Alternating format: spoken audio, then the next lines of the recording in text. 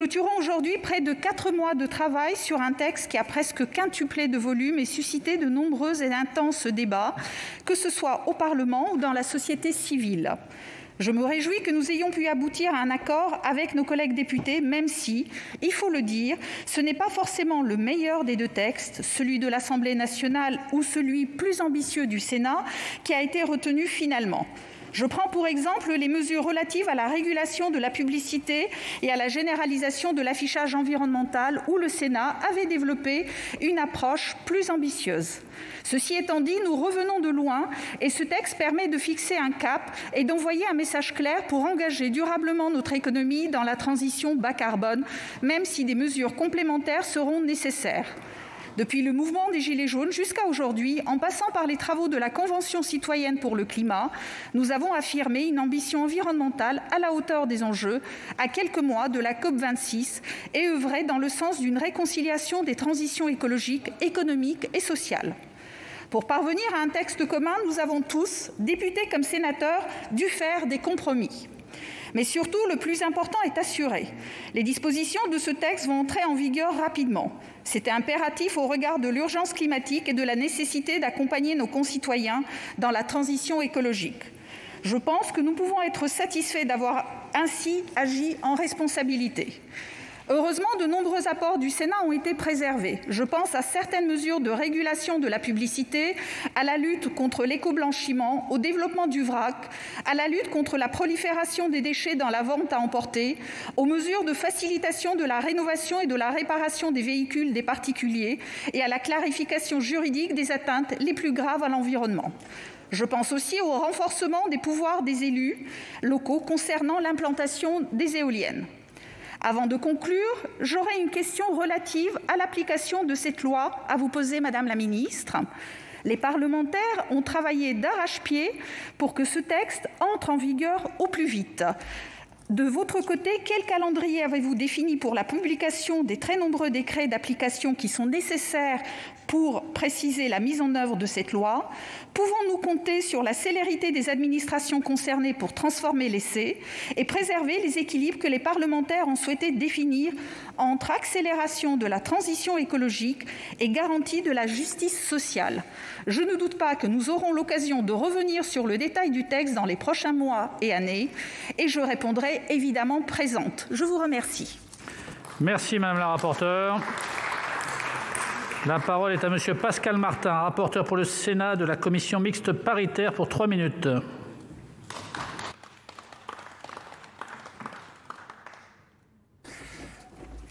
Monsieur le Président, Madame la Ministre, Madame et Monsieur les Présidents des commissions saisies au fond, Mesdames et Messieurs les rapporteurs et rapporteurs pour avis, mes chers collègues. Cela a été dit par ma collègue à l'instant Marta de Cidrac.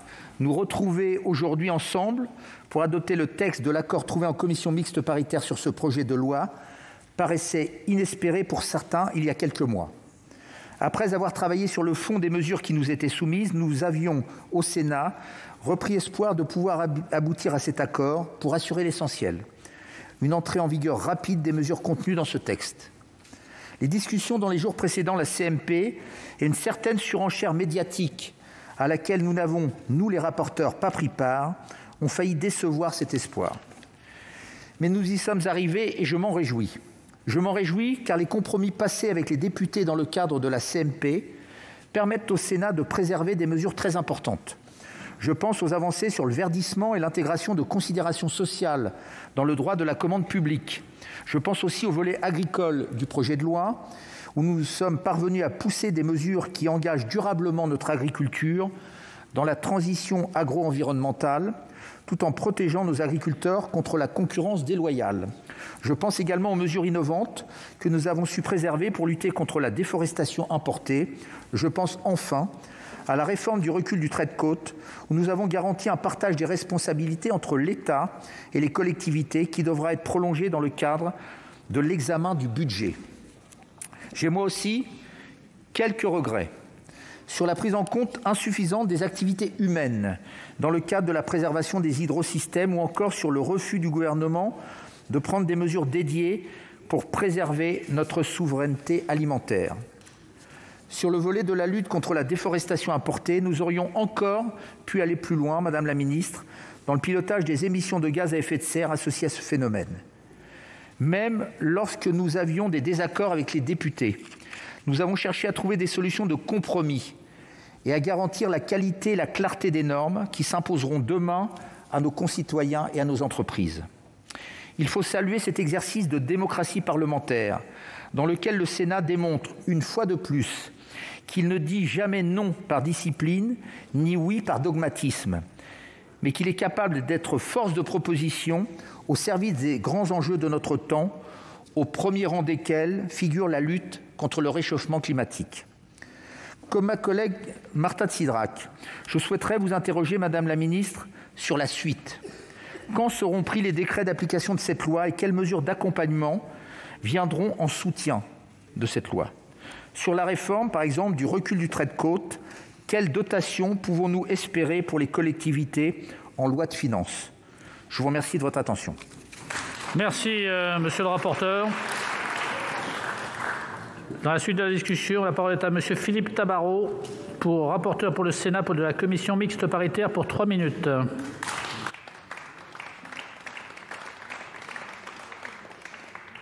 Monsieur le Président, Madame la Ministre, Madame et Monsieur les présidents de commission, Mesdames et Messieurs les rapporteurs, mes chers collègues, au moment du vote des conclusions de la commission mixte paritaire, je souhaiterais saluer le travail que nous avons su mener ensemble, loin des caricatures fausses et méprisantes à l'égard de la Haute Assemblée.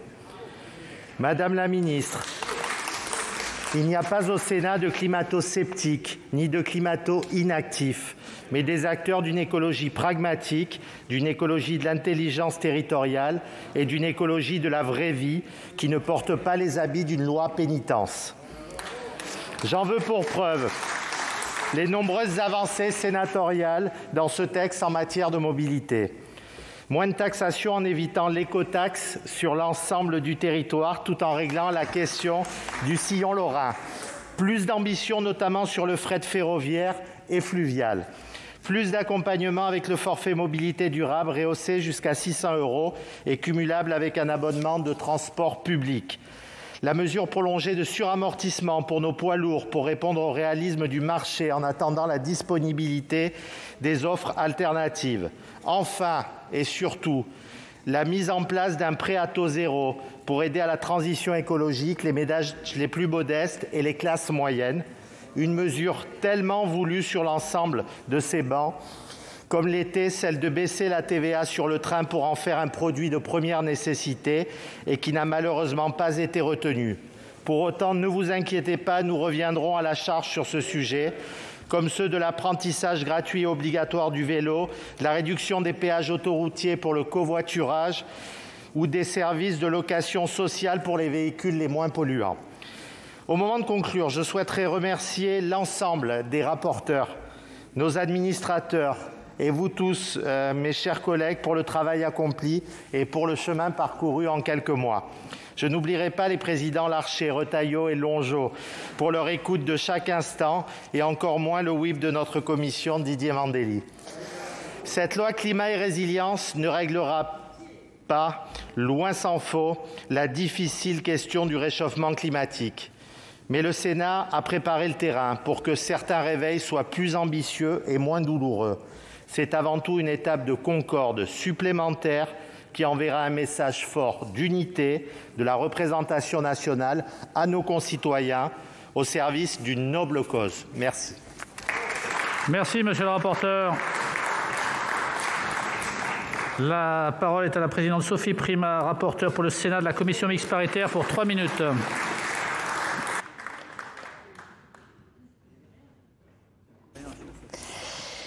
Madame la Ministre, Monsieur le Président de la Commission au fond, Mesdames et Messieurs les rapporteurs, mes chers collègues, je voudrais d'abord nous féliciter également de l'heureuse conclusion de cette CMP qui est arrivée après beaucoup de travail pendant des semaines, des mois, de part et d'autre, à l'Assemblée nationale, dans les ministères, mais également au Sénat où nous avions beaucoup anticipé. Donc je voudrais vraiment remercier l'ensemble des parties prenantes, y compris les équipes du Sénat qui ont vraiment beaucoup travaillé autour de nous. Ce succès succès, c'est d'abord le succès d'une méthode, celle de l'écoute de toutes les parties prenantes, de toutes les parties actives de notre société, qui veut en fait mettre l'ambition et surtout l'efficacité des dispositifs au-dessus de tout dans une transition vers une économie sobre en carbone qui soit une économie de la croissance, qui crée des emplois, qui crée de la valeur pour nos territoires, pour tous les Français et qui soit acceptée, qui soit abordable, qui soit supportable par tous nos concitoyens, quelle que soit leur classe sociale. Le Sénat a obtenu des avancées significatives sur les points qui paraissent majeurs. Par exemple, le texte était presque muet sur l'énergie et le Sénat a obtenu des avancées sur le nucléaire, sur l'hydroélectricité, sur l'hydrogène. Ce que nous avons obtenu, c'est notamment la reconnaissance de la pertinence de l'énergie nucléaire dans l'atteinte de l'objectif de neutralité carbone d'ici 2050 et ce n'était pas un petit combat. Ce que nous avons obtenu, c'est un texte bien plus ambitieux et d'ailleurs salué comme tel en matière de rénovation énergétique des bâtiments, mais aussi une transition plus solidaire au bénéfice des plus modestes avec un reste à charge minimale. Nous avons eu tout au long du texte le souci d'associer les collectivités territoriales à cette transition en renforçant leur rôle en matière, par exemple, d'implantation des éoliennes, difficile sujet, ou en matière d'artificialisation des sols, car nous croyons en l'esprit de responsabilité des élus et en leur esprit d'entraînement des populations. Il y avait, Madame la Ministre, beaucoup de vents contraires qui militaient pour un échec de cette CMP. Nous avons prouvé que le Sénat est en pointe sur le sujet du réchauffement climatique, s'attachant moins aux effets d'annonce qu'à l'efficacité réelle des mesures proposées. C'est la richesse du bicamérisme, une nouvelle fois démontrée. Merci, Madame la Présidente. La parole est à Madame Barbara Pompili, ministre de la Transition écologique.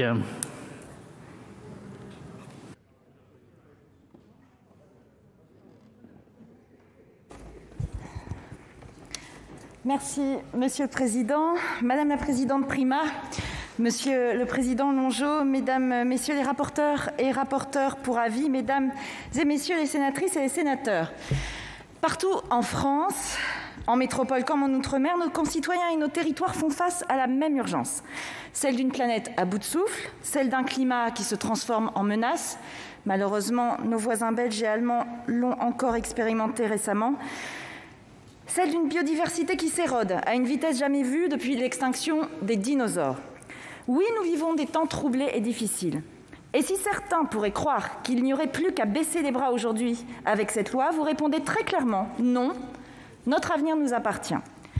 Parce que notre pays a l'énergie, l'envie, la passion de se réinventer et de relever des défis, parce qu'il peut compter sur la force et l'inventivité de ses territoires, parce qu'il peut compter sur le civisme et l'initiative des Françaises et des Français, parce qu'il a cette force inouïe, celle de la démocratie et de la République. Oui, mesdames et messieurs les sénatrices et les sénateurs, un vent de changement souffle en France et dans le monde. Car nous ne voulons plus continuer comme avant, enfermés dans un système absurde qui n'a à offrir que des inondations, des canicules et des tempêtes. Car nous ne voulons plus poursuivre cette course folle vers l'abîme avec son cortège de destruction et de souffrance. Et notre responsabilité, la vôtre, la mienne, c'est bien d'agir pour sortir le pays de cette impasse et le placer droit vers l'avenir.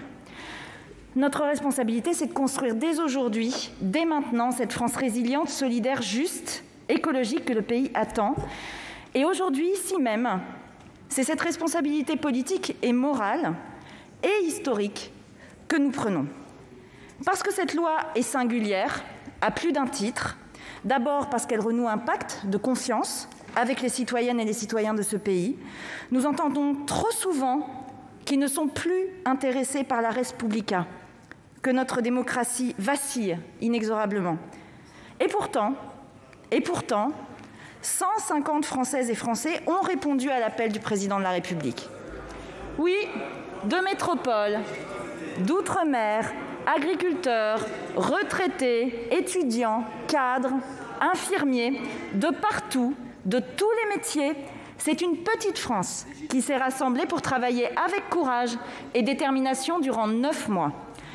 Et je crois que cette convention résonne bien au-delà de ce seul projet de loi et de ces seules mesures, parce qu'elle montre que citoyenneté, engagement, esprit du service de tous ne sont pas des concepts du siècle dernier, mais des réalités bien vivantes, parce qu'elles montrent que notre pays est riche de cette passion, la politique, dans ce qu'elle a de noble, de beau, de juste, l'envie de changer, de faire changer, d'inventer toujours un avenir meilleur pour soi et pour ses enfants. Et c'est aussi cela, la promesse républicaine.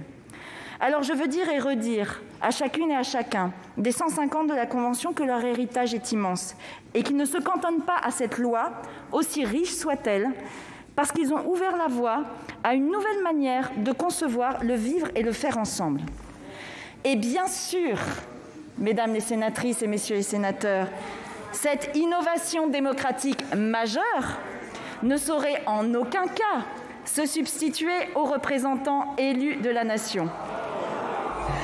Et vous savez, j'ai déjà eu l'occasion de vous le dire à de nombreuses reprises, mais je vais vous le répéter, combien je suis attachée au rôle du Parlement. Car c'est bien, et c'est l'ancienne députée qui vous parle, car c'est bien du Parlement que naissent les grandes lois, celles qui ont changé le pays, celles qui ont accéléré les transformations tant attendues et tant espérées.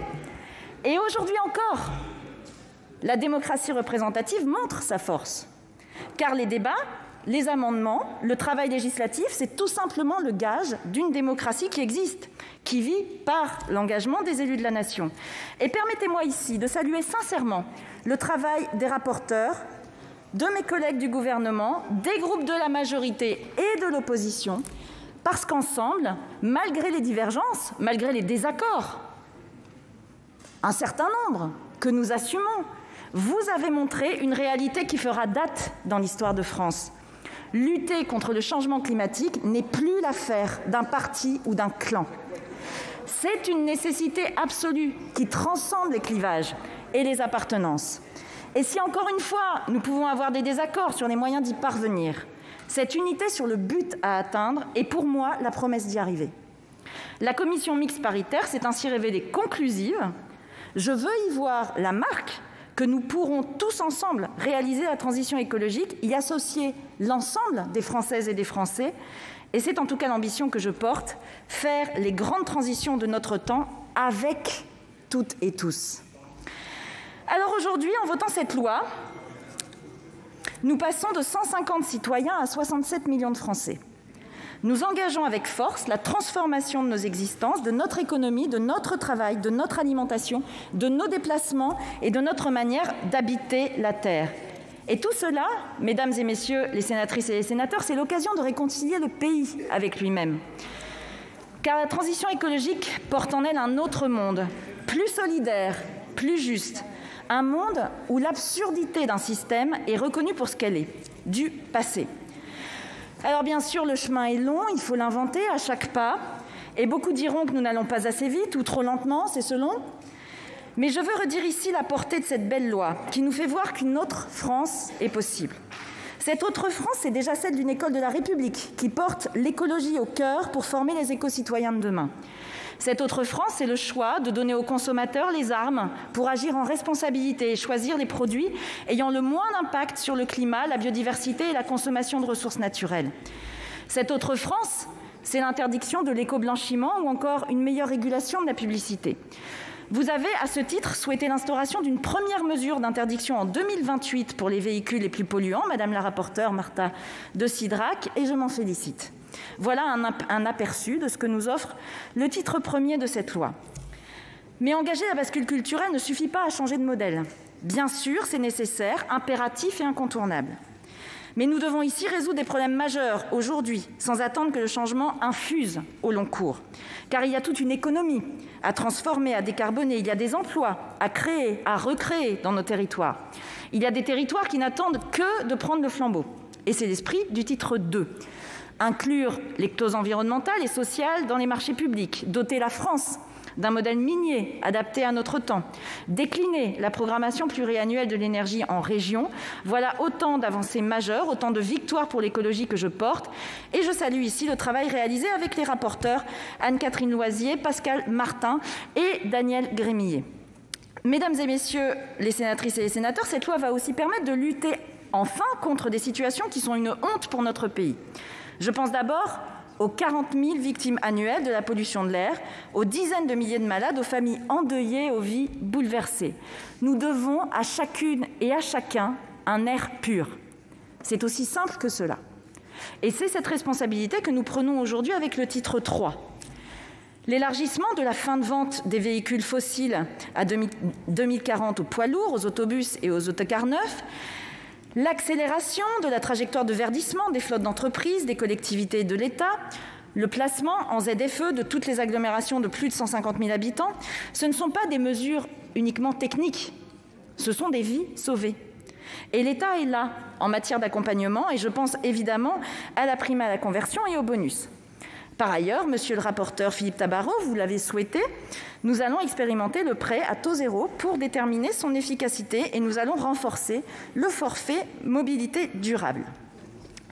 Mettre un terme à des situations honteuses, c'est aussi mettre un terme aux passoires thermiques, injustes socialement, économiquement et climatiquement. 2 millions de Français grelottent l'hiver, transpirent l'été, payent des factures exorbitantes, et tout cela en émettant du CO2 dans l'atmosphère que nous pourrions éviter. Alors oui, grâce au travail parlementaire, cette loi pose une trajectoire d'interdiction de la mise en location. Elle pose le cadre d'un changement durable et effectif et d'une vraie transformation. Car ne nous leurrons pas, c'est un effort réel que nous demandons à des milliers de propriétaires.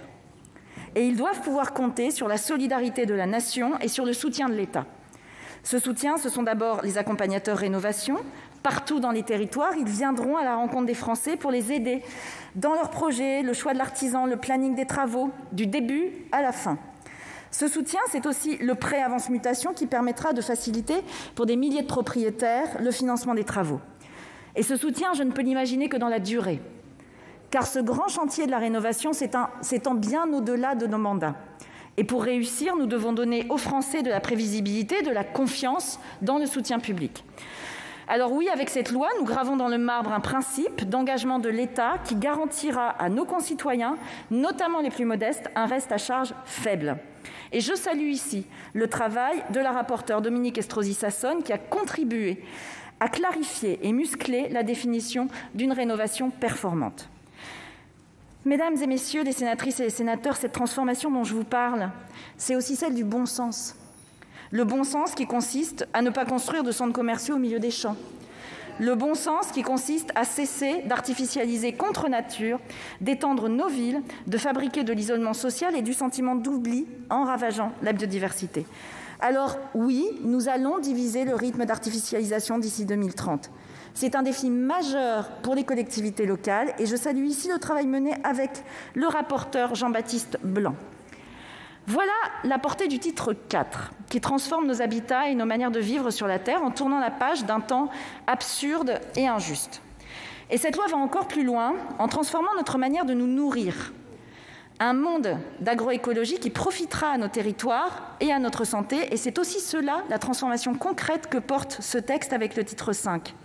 Avec un menu végétarien hebdomadaire dans les écoles et une option végétarienne quotidienne dans les universités, des écoliers aux étudiants, tous nos jeunes auront accès à des menus savoureux et équilibrés, quel que soit leur régime alimentaire. Cette loi, c'est également la confiance et l'accompagnement de nos agriculteurs, à qui on fixe des objectifs de réduction des engrais azotés, l'accompagnement avec un plan éco-azote que cette Chambre a ajouté au texte, mais aussi le contrôle avec la possibilité de mettre en place une redevance si les objectifs ne sont pas tenus. Et j'ajoute, monsieur le rapporteur Martin, l'article 60 quater sur la souveraineté alimentaire. Et ce texte que vous vous apprêtez à voter porte aussi un réarmement du pays face aux pollueurs avec le titre 6. Durant trop longtemps, ils ont pu s'échapper par manque de moyens et par manque de droits surtout. Aujourd'hui, la pollution et la destruction de la nature sera jugée pour ce qu'elle est dans l'esprit et dans le cœur de nos concitoyens, c'est-à-dire un agissement intolérable. Et j'éprouve une fierté particulière à la lecture du titre 7, car il porte la marque de notre apprentissage démocratique au long cours. Il porte la marque de notre responsabilité bien au-delà de nos mandats, en nous donnant une gouvernance climatique à même de veiller à l'application effective de cette loi. Et en parlant d'application effective, mesdames, messieurs les rapporteurs, pour répondre à votre question, nous allons nous atteler dès à présent à la rédaction de la centaine de décrets d'application nécessaires pour que ce texte puisse prendre toute sa valeur. Nous avons 9 mois, et je vous rappelle que le Conseil d'État nous a enjoint à travailler pendant ces 9 mois. Donc nous allons, dans les prochaines semaines, avec toutes les équipes du ministère que je salue, hiérarchiser, regarder quels sont les décrets les plus urgents à prendre et les mettre en œuvre le plus rapidement possible pour que cette loi nécessaire puisse s'appliquer au plus vite. Voilà, mesdames et messieurs les sénatrices et les sénateurs, ce texte qui vous est maintenant proposé au vote. Ce texte qui marque une étape décisive dans notre politique de transition écologique. Issu de cette volonté de changement, de cet esprit de transformation qui a façonné notre histoire, issu d'heures de travail de citoyens, mais aussi de parlementaires, issu d'une commission mixte paritaire que tous, moi la première, annonçaient comme impossible, mais vous l'avez fait. Vous avez prouvé que l'écologie mérite de dépasser les vieux clivages. Ce texte est un bel exemple du travail des deux chambres qui se complètent et s'enrichissent. Alors aujourd'hui, faisons le seul choix qui vaille en responsabilité, celui de l'avenir et d'une vraie République écologique et solidaire. Je vous remercie. Merci Madame la Ministre. Dans la suite de la discussion générale, la parole est à Madame Paoli-Gagin pour les Indépendants pour 4 minutes.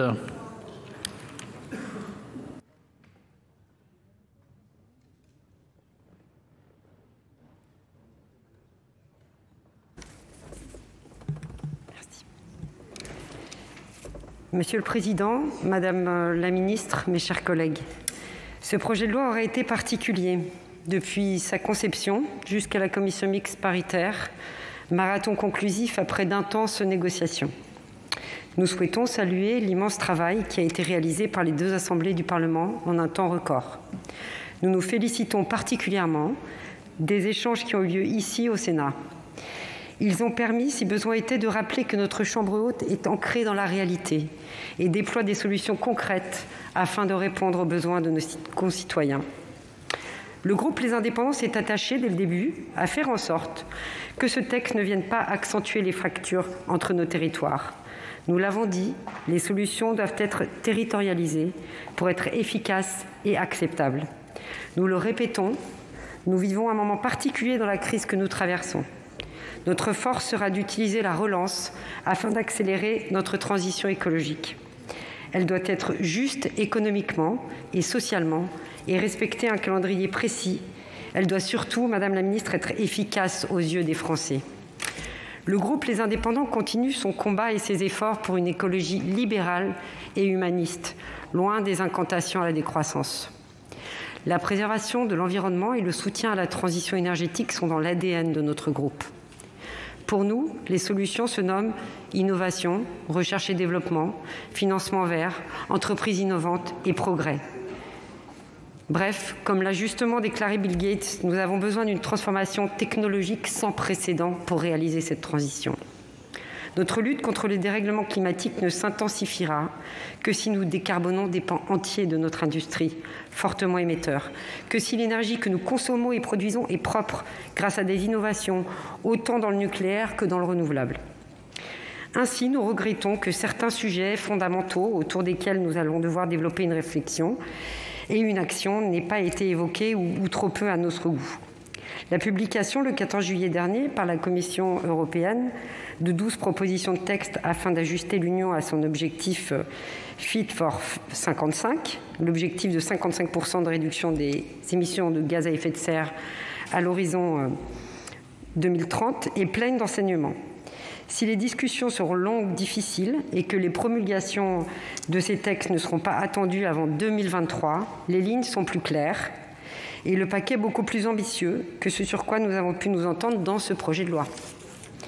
L'incitation est de mise et le cœur du problème est évoqué. Nous avons eu l'occasion de le dire, beaucoup de réponses émaneront des échelles européennes et mondiales. Notre projet de loi, nous le déplorons, privilégie un mode plus punitif et il est à craindre que certaines des mesures qu'il porte, de par leur complexité, ne se heurtent soit à l'inertie, soit aux ailes administratifs dont nous sommes les champions et deviennent rapidement obsolètes pour certaines d'entre elles. Cependant, des avancées importantes sur de nombreux sujets sont au rendez-vous dans ces 350 articles. Je pense particulièrement au code minier, à la protection équilibrée des écosystèmes et de la biodiversité, aux certificats de production de biogaz, au développement de l'hydroélectricité, encore à la rénovation thermique des bâtiments. C'est pourquoi notre groupe des Indépendants se prononcera en majorité en faveur des conclusions de cette commission mixte paritaire. Le travail est pourtant loin d'être terminé et vous l'avez rappelé, Madame la Ministre, il n'y a plus d'une semaine sans qu'une catastrophe naturelle, à l'instar des inondations meurtrières en Allemagne et en Belgique, sans qu'une semaine ne nous rappelle l'urgence climatique dans laquelle nous nous trouvons et les impacts dévastateurs sur nos populations de ce dérèglement. Nous sommes tous conscients, désormais, de l'enjeu immense qui se dresse devant nous et devant les générations futures. Nous serons au rendez-vous, mais il faudra aller beaucoup plus loin que ce projet de loi. Nos efforts sont désormais tournés vers Bruxelles. Espérons que la présidence française du Conseil de l'Union européenne soit à l'auteur de ces enjeux. Je vous remercie. Merci, chers collègues. Dans la suite de la discussion, la parole est à Monsieur Dantec pour le groupe Écologiste Solidarité Territoire pour 4 minutes.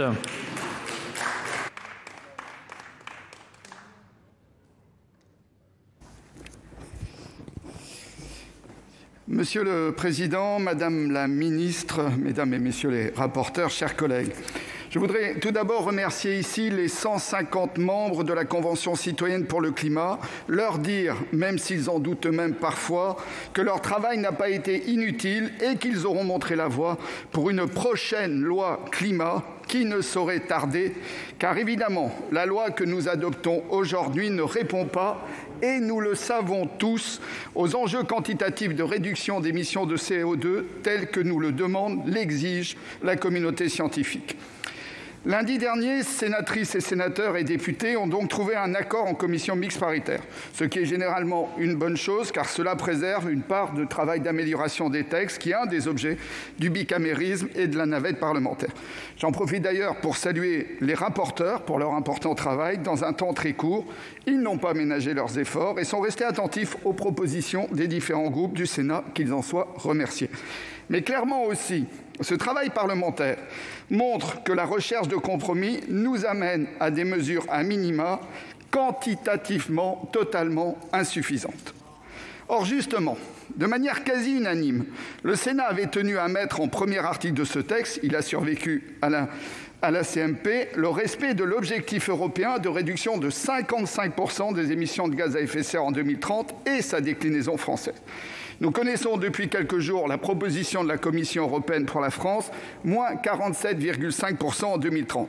Cela signifie donc, si on considère, c'était l'avis des experts, que la loi actuelle nous amène vers moins 30, moins 35% de réduction en 2030, qu'il nous faudra dans les toutes prochaines années rehausser fortement notre ambition, voter de nouvelles mesures à fort impact carbone et nous aurons donc sans nul doute alors à nous replonger dans les propositions de la Convention citoyenne. Certains ont pu trouver, et en premier lieu le gouvernement, mais reconnaissons-le, la majorité sénatoriale n'était pas très loin derrière, que les propositions de la Convention citoyenne étaient parfois trop ambitieuses, que la France n'était pas prête. Le gouvernement décidant au final de ne pas respecter la parole présidentielle, de proposer sans filtre au Parlement les propositions de la Convention. Mais en fait, ces propositions étaient finalement assez modérées au vu de certaines des mesures proposées aujourd'hui par la Commission européenne, comme la fin des véhicules thermiques en 2035 ou l'objectif de production de 40% d'énergie à partir de sources renouvelables dès 2030. Chère Sophie Primas, le nucléaire n'en faisant pas partie. Ainsi, nous allons voter une loi assez largement périmée et obsolète par rapport aux discussions européennes cet après-midi même. Et nous venons déjà donc préparer pour 2023, par exemple, au moment de la discussion de la programmation pluriannuelle de l'énergie, nous préparer à adopter un autre texte raccord avec le cadre européen. Le débat ne fait donc que s'ouvrir. Je n'ai pas le temps, en quelques secondes, de rappeler les avancées et surtout les reculs de ce texte. Néanmoins, tout le monde a parlé des collectivités territoriales. Nous avions voté à la quasi-unanimité une dotation climat, signal fort pour la mobilisation des collectivités et la mise en œuvre des SRADET et des PCAET. Malheureusement, une nouvelle fois, ce n'est pas la première, mais nous y reviendrons, le gouvernement n'a pas souhaité retenir cette proposition qui était pourtant un signal extrêmement important. Quelques satisfactions néanmoins. moins, la préservation des recettes de la taxe sur les billets d'avion, dite taxe Chirac, 400 millions quand même par an pour la lutte contre le sida ou la FIT, l'interdiction des engrais azotés sur les espaces non agricoles. Chers collègues, depuis que nous avons amorcé nos débats, le village de Lytton, au Canada, qui avait enregistré 49,6 degrés de température, un record absolu, a brûlé à 90%. Et en Allemagne, nous le savons, c'est par centaines que se comptent les victimes et par milliards les dégâts. Nous nous devions donc de crédibiliser par nos propres mesures l'engagement européen, le seul levier susceptible d'entraîner, avant la COP de Glasgow, une dynamique pour un effort mondial équitablement réparti et à la hauteur de l'enjeu. Cette loi ne répond pas à cette urgence. C'est pourquoi le groupe écologiste n'a d'autre choix que de voter contre le résultat de cette commission mixte paritaire. Merci, chers collègues. Dans la suite de la discussion générale, la parole est à Monsieur Marchand pour le groupe démocrate progressiste indépendant pour 4 minutes.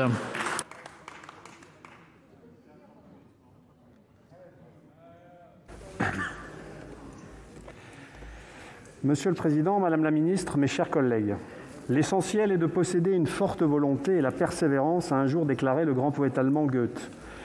De la volonté et de la persévérance, nous en avons eu ce 12 juillet dernier, près de 9 heures durant. Et je veux ici, au nom de mon groupe, saluer le formidable esprit constructif qui a notamment animé nos 2 présidents de commission ainsi que nos rapporteurs.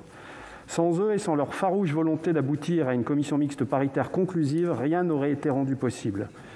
Le Sénat a fait œuvre utile et nous avons su collectivement, malgré toutes nos différences, nous montrer à la hauteur de l'enjeu qui est devant nous. Je le dis encore plus facilement, alors même que nous n'étions pas forcément en phase les uns et les autres sur toutes les options défendues par notre Assemblée sénatoriale, mais que nous étions animés d'une seule et même volonté, aboutir et donner tout son sens à cette transition écologique que nous appelons de nos vœux et qui s'incarne dans ce texte issu d'échanges nourris et d'un très gros travail entre les rapporteurs de nos 2 chambres.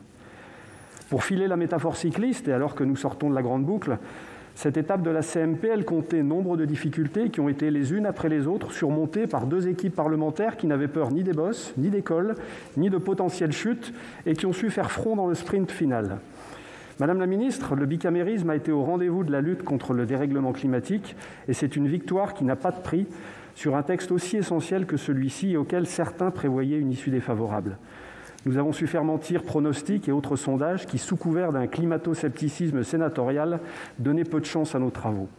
Et pourtant, sur des sujets aussi divers que les transports, l'énergie, la publicité, l'artificialisation des sols, le logement, les engrais azotés, la notion d'écocide, nous avons su nous accorder en reprenant ici les dispositions adoptées par notre Assemblée, là en revenant à l'écriture originelle de l'Assemblée, ou bien encore trouver des rédactions de compromis. Relever le défi de la transition écologique engage notre responsabilité, celle d'additionner les volontés de toutes et de tous, pas d'exclure ni de diviser. Nous en avons donné, je pense, l'exemple, et mon souhait, désormais, est que cet exemple puisse entraîner tous nos concitoyens, partout sur le territoire, dans cette belle aventure de la transition écologique. Car non, cette loi, ce n'est pas une loi des petits pas comme certains la caricaturent et les faits sont têtus. Cette loi, c'est une contribution engagée et engageante au respect des accords de Paris de 2015, à l'agenda 2030 des objectifs de développement durable ou bien encore au pacte vert pour l'Europe. Cette loi elle est aussi un élément clé du dispositif annoncé par la Commission européenne pour préparer l'Europe de la transition écologique. Je ne crains pas de dire qu'avec ce texte, ce sont des pas de géant pour une transformation écologique profonde de notre société qui pourront être mises en place sans tarder. Notre ambition, elle est simple, faire rimer écologie et justice sociale. Et pour illustrer mon propos, je voudrais évoquer ces 2 avancées sénatoriales, que sont, s'agissant du volet transport du texte, l'augmentation du plafond du forfait mobilité durable, 600 € au lieu de 500, et son cumul avec les transports en commun, ou bien encore cette mesure emblématique, même si nous n'en partagions pas toutes et tous la substantifique moelle, défendue avec force et conviction par notre collègue Philippe Tabarot sur le prêt à taux zéro dans le cadre de la mise en œuvre des zones à faible émission. Car oui, mes chers collègues, la transformation écologique, elle passera avant tout par un changement des comportements. Et ce changement, c'est maintenant, pour reprendre un slogan qui a fait florès il y a quelques années. Assumons collectivement le fait de privilégier l'information des consommateurs et les incitations plutôt que les interdictions arbitraires souvent teintées d'anticapitalisme primaire. J'ai souvent dit, et je le répète une fois encore, l'écologie partagée, c'est celle qui tend vers l'idéal mais qui comprend le réel. Et ce texte, il nous aidera à tenir nos engagements climatiques. Il contribuera à amplifier la transformation écologique de la société et à orienter notre économie vers la décarbonation. Économie, justice sociale et écologie sont compatibles. Nous ne cessons d'œuvrer à leur conjugaison. La vie d'un parlementaire, elle est jalonnée de succès, d'échecs, mais rien ne peut remplacer ce sentiment d'avoir fait œuvre utile et de contribuer, même très modestement, à une aventure collective et entraînante dont nous pourrons dès demain mesurer les effets. C'est le cas avec cette dernière étape et ce beau vainqueur qu'est, n'en déplaise aux contempteurs de tout poil et de tout bord, la transition écologique partagée par toutes et tous. Et pour toutes ces raisons, le groupe RDPI votera bien évidemment ce texte. Merci, chers collègues. Dans la suite de la discussion, la parole est à M. Cabanel pour le groupe RDSE pour 4 minutes.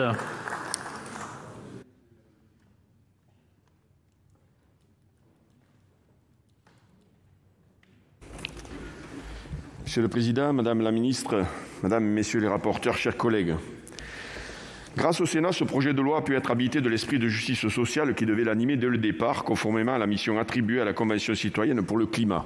Il revient désormais au gouvernement, qui dispose dans notre pays d'un pouvoir budgétaire presque absolu, de renforcer cet aspect essentiel pour accélérer la lutte contre le dérèglement climatique.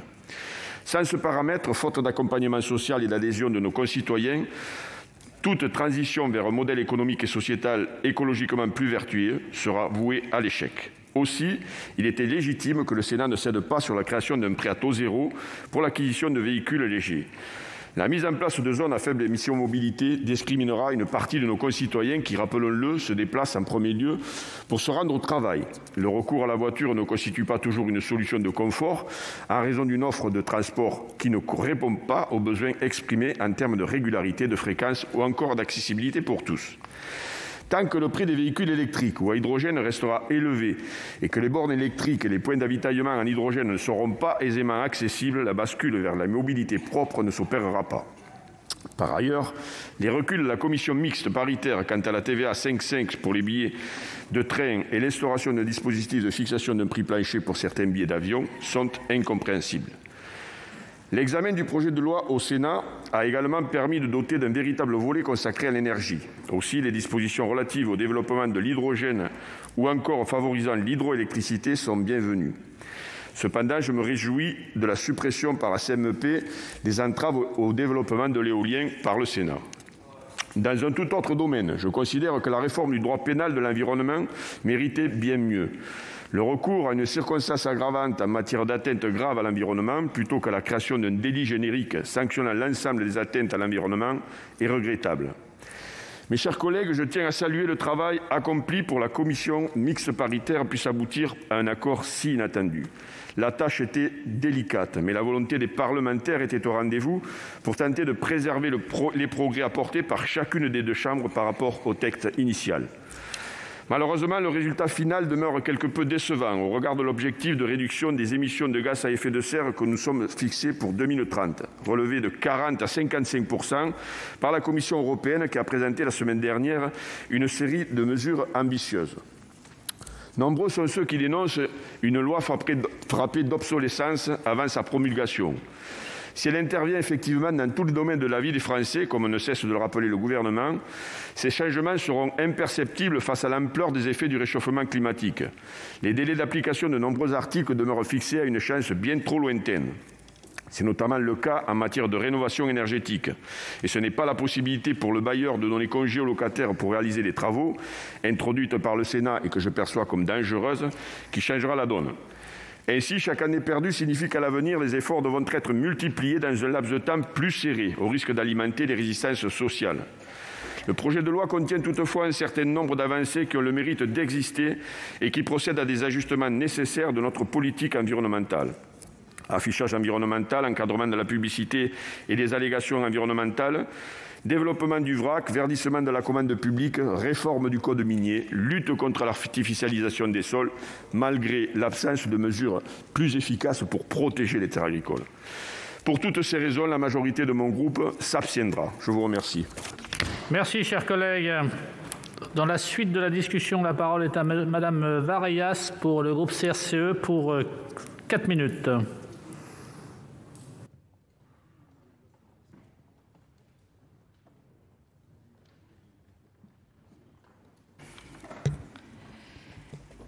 Monsieur le Président, Madame la Ministre, Madame et Monsieur les présidents de commission, Mesdames et Messieurs les rapporteurs, mes chers collègues. À l'issue de longues heures de discussion en séance publique, puis en commission mixte paritaire, le Parlement aura abouti à un texte commun. Loin du satisfecit du gouvernement, nous gardons un goût amer de l'examen de ce projet de loi. Je tiens cependant à souligner la qualité du travail mené en commission, notamment de la part de nos rapporteurs. Que dire de ces 300 articles qui constituent ce texte, si ce n'est que malgré quelques avancées, ils sont un empilement de mesures anecdotiques. Cette loi extrêmement bavarde traduit une politique des petits pas qui n'est pas à la hauteur des changements économiques et sociaux que nous impose la crise écologique. Les associations environnementales, les 150 de la Convention citoyenne, mais aussi le Conseil économique, social et environnemental, le Haut Conseil pour le climat, tous déplorent le manque d'ambition de ce texte. Alors que l'Union européenne, en lançant son plan pour atteindre une baisse de 55% des émissions à l'horizon 2030, montre une certaine volonté, même s'il y aurait à redire, la France reste à la traîne, y compris dans les échanges avec ses homologues européens. Le Conseil d'État vient pourtant de nous ordonner de prendre d'ici 9 mois des mesures concrètes pour le climat dans le cadre de l'affaire du siècle.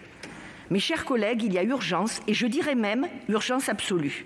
Le dernier rapport du GIEC, qui a fuité dans la presse, nous le rappelle.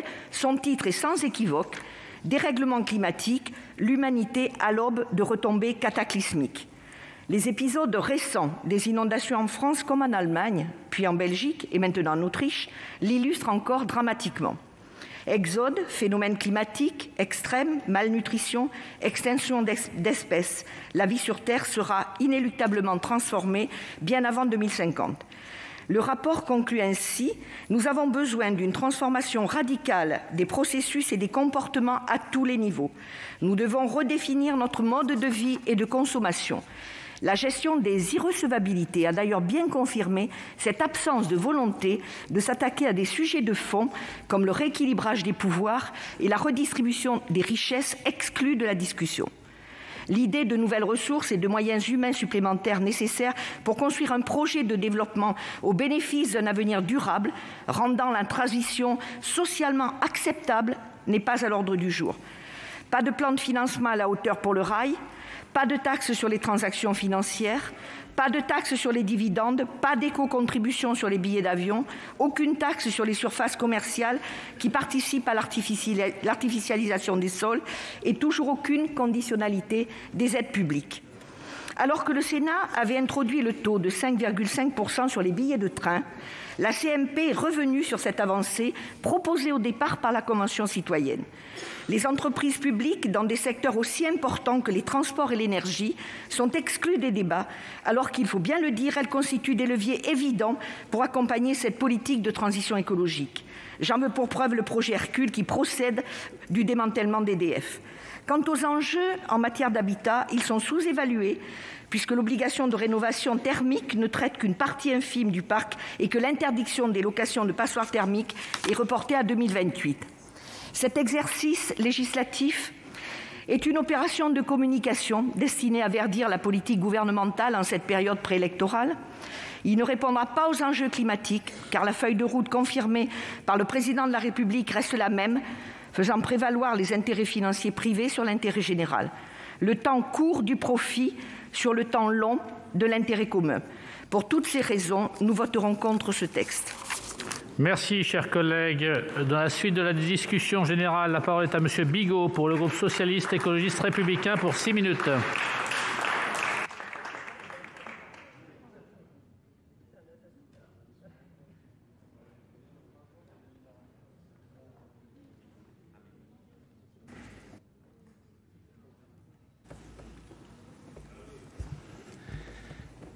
Monsieur le Président, Madame la Ministre, Mesdames, Messieurs les rapporteurs, mes chers collègues, après une commission mixte paritaire historiquement longue, nous achevons aujourd'hui l'examen de ce projet de loi qui aurait dû être une étape cruciale dans la conversion de notre pays à une écologie du quotidien. J'ai eu la chance de participer à ce petit cénacle, plus en tant que spectateur, dois-je dire, que véritable participant. À chaque point dur abordé, une suspension de séance, des arbitrages en attente de Matignon, des tractations à l'air bon train à l'abri des oppositions. L'acmé de cette séquence fut sûrement la discussion sur le prêt à taux zéro pour l'achat d'un véhicule peu polluant que nous avions ici même adopté quasi unanimement. Nous avons tenu bon face aux arguments abscons du rapporteur et des députés de La République En Marche. Ceux-ci défendaient un dispositif microcrédit totalement inadapté au déploiement des zones à faibles émissions mobilité. Qualifiés de fausses bonnes idées par les tenants de la majorité gouvernementale n'en démordant pas, les députés finirent par concéder une expérimentation de prêt à taux zéro pour une durée de 2 ans à compter du 1er janvier 2023. Tout ceci, je cite le rapporteur Cazeneuve, afin de vérifier l'utilité d'un dispositif de ce type. C'est ainsi que l'une des seules mesures de justice sociale fut rescapée sur un coin de table et nous nous en félicitons. Nous n'avons en revanche pas eu le même succès sur le taux de TVA à 5,5% pour les billets de train qui ne figure plus dans le texte final. Comment pouvons-nous favoriser le report modal de nos déplacements si nous ne rendons pas attractifs les trajets ferroviaires? Nous sommes donc en présence d'un texte du plus petit dénominateur commun entre l'Assemblée nationale et le Sénat, qui nous permettent d'évaluer précisément l'ambition écologique de cette loi qu'il faut mettre en regard de nos objectifs climatiques et des propositions initiales de la Convention citoyenne. Au risque de faire figure de trouble fait des majorités sénatoriales et gouvernementales, cette loi n'atteint pas les objectifs que nous nous étions assignés. De l'aveu même de Pascal Canfin, une prochaine loi devra être proposée dès 2022. Nous ne sommes donc pas dans les clous de la trajectoire bas carbone fixée par l'accord de Paris. Nous n'avons pas le temps de revenir point par point sur chaque titre pour mesurer l'étendue de nos déceptions quant à cette loi souvent plus bavarde que véritablement opérante. Quelques exemples néanmoins pour vous en convaincre, mes chers collègues. Tout d'abord, sur l'article 1er, le Sénat et l'Assemblée nationale ont réussi l'exploit de créer un affichage environnemental invisible, puisque cet affichage pourra simplement être accessible sur Internet. Quel décalage avec notre réalité climatique, devenue, elle, bien visible. De surcroît, tous nos efforts pour intégrer des critères sociaux ont été balayés. L'expérimentation est élargie à 5 ans au lieu de 18 mois. Seul le textile sera finalement concerné par une obligation d'affichage. Nous sommes là bien en retrait de la loi AGEC que nous avions unanimement votée sur ces bancs. La mise en place d'un éco-score ou d'un carbone score, dont vous vous targuez, Madame la Ministre, est réduite à une coquille vide qui n'établit aucun cadre précis et ne permettra qu'à la marge d'améliorer l'information du consommateur. Le travail de sape de la proposition de la Convention citoyenne a fait son œuvre. On aurait pu conserver la mention du niveau de rémunération des agriculteurs dans l'affichage environnemental, mais non. Le gouvernement préfère créer dans la loi Egalim 2 un rémunérascore. On empile les labels, les scores, au lieu de proposer un affichage unique, clair et utile aux Français. Cette réécriture illustre bien la volonté écologique de ce gouvernement, le greenwashing permanent.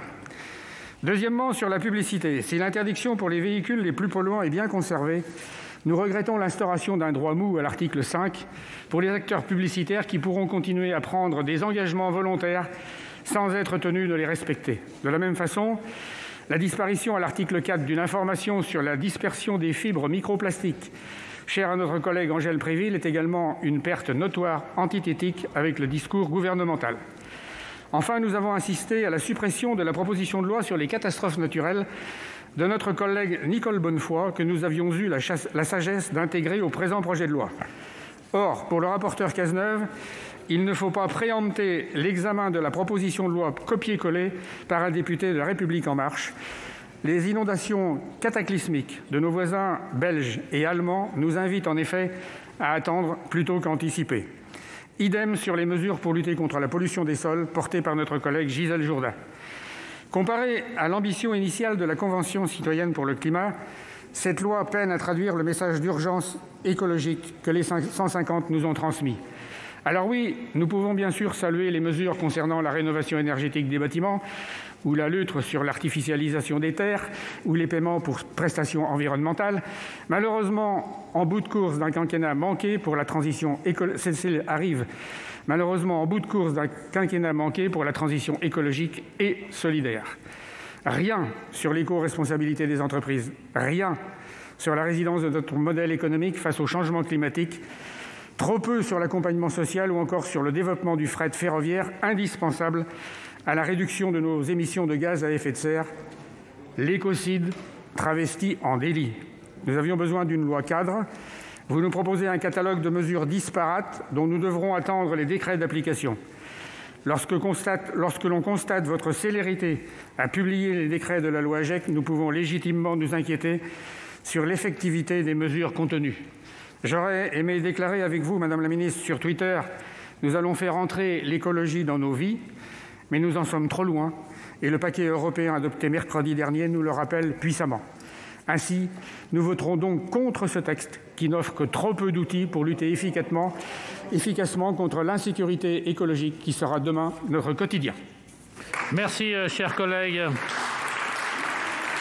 Dans la suite de la discussion, la parole est au président Longeot pour le groupe Union centriste pour 6 minutes.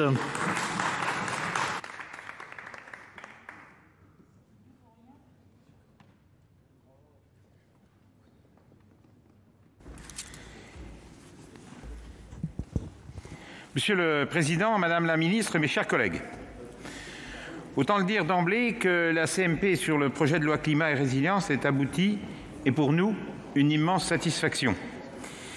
Nous n'étions pas nombreux à y croire et pour cause, la tâche était colossale et le terrain miné. Comment négocier en quelques jours seulement 377 articles, tous plus sensibles les uns que les autres? Le gouvernement nous a aidés en acceptant que la date de cette CMP soit un peu repoussée, afin donc de nous laisser un peu de temps pour travailler, et je vous en remercie. Malgré ce délai supplémentaire, le pari n'était pas gagné d'avance, ce dont témoigne la longueur historique de cette commission mixte paritaire. 9 heures de débat, 8h59 exactement. Du jamais vu et un bel exemple de la pertinence du bicamérisme. Maintenant, le résultat est là, nous ne pouvons que l'apprécier. Car seule une CMP conclusive, même si effectivement il peut y avoir quelques critiques, permettait de conserver les apports et les acquis du Sénat. De fait, nous avons conservé beaucoup. Sur les 311 articles restants dans le texte établi par la CMP, 103 proviennent du Sénat et nous pouvons collectivement nous en féliciter. Mais à l'actif du Sénat, et l'actif du Sénat ne doit pas seulement être analysé de façon quantitative, mais il doit être analysé aussi sur un point de vue qualitatif. Car nous avons rehaussé l'ambition environnementale de ce projet de loi. Ce faisant, notre haute assemblée a relevé un pari symbolique d'importance, prouvé, mes chers collègues, que notre assemblée n'était pas climato-sceptique. Preuve en est, d'un texte muet sur l'énergie, nous avons introduit des mesures pertinentes sur le développement du photovoltaïque, de l'hydrogène ou encore de l'hydroélectricité, suite à l'adoption, le 13 avril dernier, par notre Assemblée d'un ambitieux texte sur le sujet. Mais surtout, nous avons supprimé un angle mort avec la prise en compte du nucléaire comme un atout pour décarboner notre mix énergétique et accompagner l'essor des énergies renouvelables. Enfin, nous avons introduit des mesures relatives à la forêt, et je salue le travail d'Anne-Catherine Loisier, en renforçant son rôle stratégique de puits de carbone ou bien en définissant un objectif de préservation de la qualité des sols forestiers. Pour relever le défi climatique, le défi du siècle, comme certains l'appellent, il nous faut être bien plus ambitieux que nous l'avons été jusqu'ici. Mais l'expérience prouve aussi que l'on ne mènera pas une transition environnementale digne de ce nom sans qu'elle ne soit acceptée par nos concitoyens et déclinée sur le terrain. C'est cette idée forte qui a structuré nos travaux. Il n'y aura pas, mes chers collègues, de transition environnementale sans une justice sociale et sans une mobilisation territoriale. La justice sociale, c'est toujours s'interroger sur l'acceptabilité des mesures prises. Or, nombreux sont nos concitoyens à fustiger l'écologie punitive. Vous n'aimez pas ce terme, Madame la Ministre, mais c'est une réalité. Il faut réconcilier les Français avec l'écologie. C'est pour nous la seule manière de ne pas opposer la transition écologique et économique. De démontrer que la transition écologique peut aussi être porteur de croissance, d'innovation, de bien-être et d'emploi, à condition de créer l'écosystème économique, si vous me passez l'expression, qui le permette. Comment créer un prêt à taux zéro pour accompagner la mise en place des ZFE? Et merci à Philippe Tabarot d'avoir été vigilant et impulsif sur ce dossier. Dans le même ordre d'idées, je salue également la conservation d'extension du surmamortissement pour les poids lourds afin de les accompagner dans leur verdissement. l'augmentation du plafond du forfait mobilité durable ou encore l'accord sur la rénovation énergétique permettant une plus grande ambition, de même qu'un reste à charge minimal pour les plus modestes. De même, je le disais, pas de transition écologique sans mobilisation territoriale. C'est pourquoi nous regrettons la suppression de l'article 1er qui donnait enfin aux collectivités les moyens financiers d'effectuer cette transition, mais nous ne pouvons que saluer les apports du Sénat sur l'artificialisation des sols par une plus grande différenciation et déclinaison des objectifs nationaux. C'est aussi l'esprit de ce que nous avons adopté concernant les écotaxes régionales. Je suis satisfait d'un compromis permettant, et c'est à l'initiative de notre Assemblée, de conserver une approche différenciée et pragmatique en restreignant la mesure aux régions frontalières.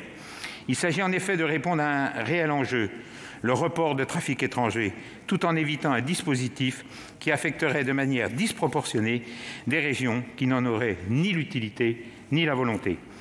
Une ambition environnementale rendue possible par un souci de justice sociale et de mobilisation territoriale donc. Mais in fine, rien ne se fera sans l'Europe. Et cela ne vous étonnera guère, mes chers collègues, qu'un centriste conclue par un mot européen.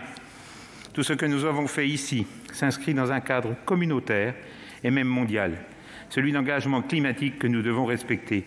C'est le sens de l'article 1er AA, adopté à l'unanimité de notre Haute Assemblée pour rappeler que la France doit réduire ses émissions de gaz à effet de serre tout en se conformant aux objectifs de l'Union européenne et de l'accord de Paris, des objectifs transnationaux dont la France a été l'un des principaux artisans.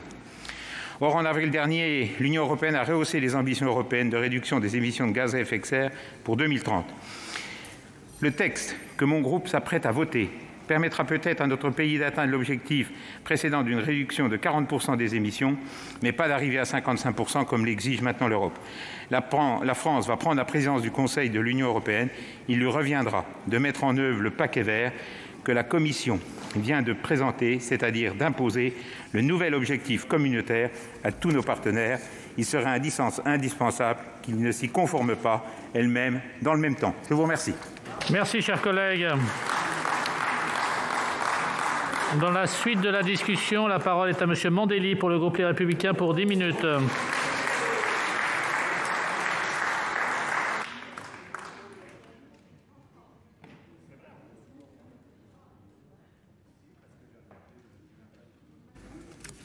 Monsieur le Président, Madame la Ministre, mes chers collègues, je souhaite à cet instant avoir une pensée pour les victimes du drame qui s'est déroulé chez nos voisins allemands et belges la semaine dernière. Le bilan est lourd, dramatique même, 191 personnes décédées et plus d'une centaine de disparus. Au moment où je vous parle, l'ouest des États-Unis est ravagé par de terribles incendies. En une journée hier en Oregon, ce ne sont pas moins de 1200 km² qui ont été ravagés et actuellement des milliers de personnes sont évacuées. La puissance, la soudaineté de ces terribles catastrophes font écho à celles que nous avons nous-mêmes vécues. Très récemment, dans le sud de la France, la tempête Alex. Nous subissons aujourd'hui les conséquences d'un dérèglement climatique qui ne connaît évidemment pas de frontières. Cette situation nous démontre que les débats autour du projet de loi climat et résilience, ces discussions que nous avons eues pour préparer ce texte et en débattre, sont d'actualité. À son arrivée au Sénat, le projet de loi climat avait un goût d'inachevé.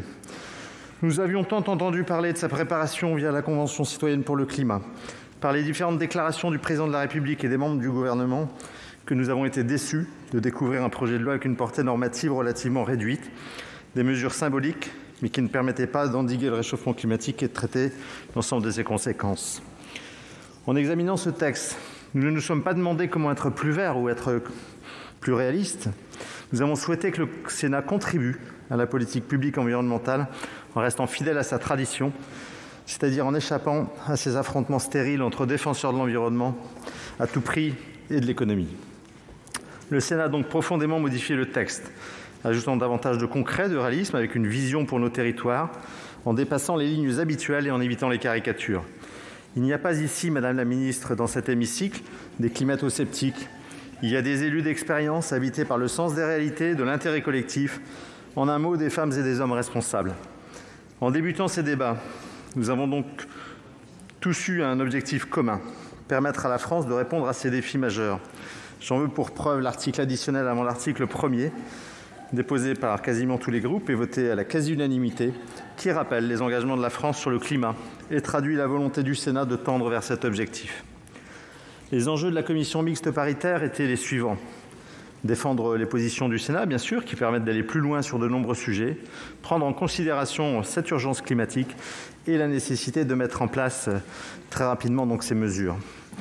Après 9 heures de négociations difficiles avec nos collègues de l'Assemblée nationale, nous sommes finalement parvenus à un accord en commission mixte paritaire. Et cela, je tiens à le dire, malgré le comportement parfois, ou l'attitude parfois détestable, du rapporteur général de l'Assemblée. Je dois le reconnaître, cet accord était pour le moins inespéré tant les sujets de divergence entre le Sénat et l'Assemblée étaient nombreux. Je souhaite à cet instant remercier tout particulièrement nos collègues membres de la CMP, les rapporteurs bien sûr et nos équipes d'administrateurs qui ont effectué un très gros travail en amont et au moment de la CMP. Ils ont eu la lourde tâche, nos collègues, de mener ces négociations complexes et ont réussi, j'en suis témoin, à parvenir à un accord équilibré et satisfaisant. Quelques chiffres d'abord pour illustrer les résultats de ces négociations. Sur les 377 articles examinés, moi j'ai 111 qui ont conservé la rédaction du Sénat, 158 sont le fruit d'une rédaction de compromis. Ces négociations ont donc permis de conserver de nombreuses mesures très fortes introduites par le Sénat. Ainsi, le prêt à taux zéro, afin d'accompagner les ménages les plus modestes dans le renouvellement de leur véhicule, a été conservé après pratiquement 1 heure d'interruption de séance. C'est une mesure de bon sens qui rappelle que personne ne doit être exclu de la transition énergétique et en particulier ceux qui ont le plus de difficultés à faire des acquisitions, que ce soit d'ailleurs dans le logement ou pour leur véhicule. La CMP a également conservé les apports du Sénat sur la nécessité de rendre la commande publique plus exemplaire avec l'intégration de considérations sociales et la prise en compte des objectifs de développement durable. Nous avons également obtenu que la suppression de l'avantage TICPE pour les poids lourds puisse contribuer à l'augmentation des ressources de l'AFITF. Nous pouvons également nous satisfaire qu'une grande partie des propositions sur l'hydroélectricité de Daniel Grémier, notre collègue, ont été conservées. De même, la CMP a conservé l'ajout du Sénat concernant la possibilité pour les communes situées sur le littoral d'installer des centrales solaires sur les sites dégradés. Cette modification significative du droit répond à un travail mené de longue haleine et à une demande répétée des collectivités du littoral. Les précédents intervenants ont détaillé la plupart des mesures sur lesquelles je ne reviendrai donc pas plus en détail.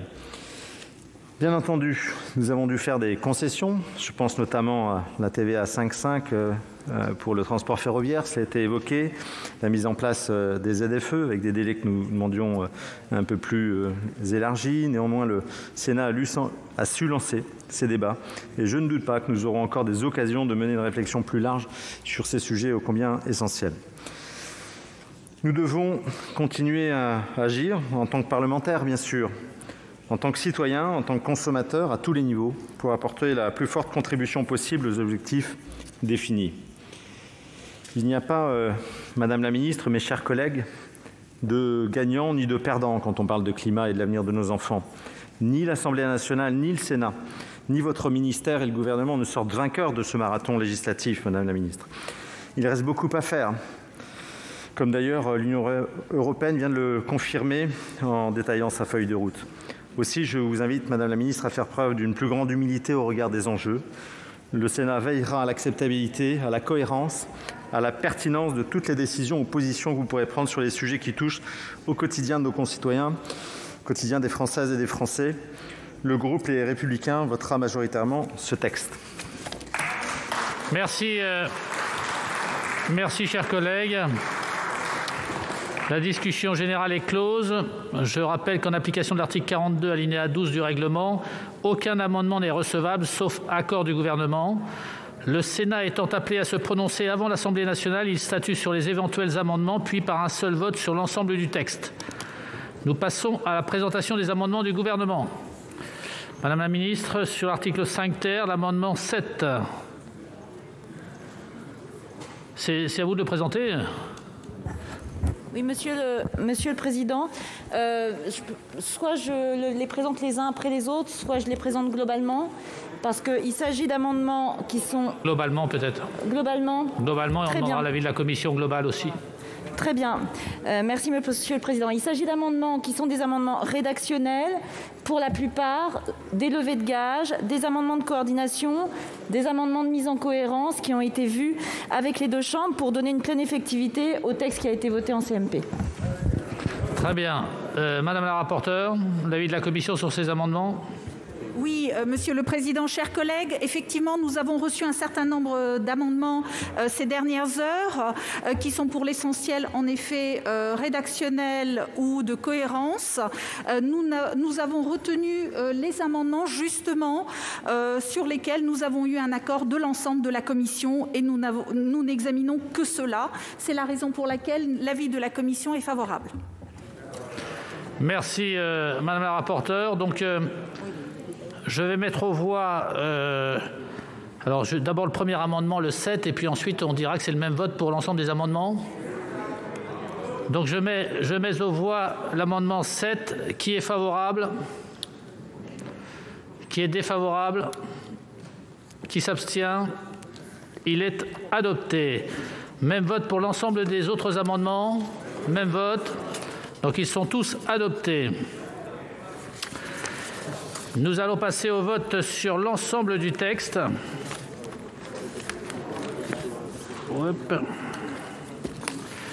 Conformément à l'article 42, alinéa 12 du règlement, je vais mettre aux voix l'ensemble du projet de loi dans la rédaction résultant du texte élaboré par la commission mixte paritaire, modifié par les amendements précédemment adoptés par le Sénat. Je mets aux voix l'ensemble du projet de loi dans la rédaction résultant du texte élaboré par la commission mixte paritaire, modifié par les amendements du gouvernement. Qui est pour? Qui est contre? Qui s'abstient? Le projet de loi est adopté.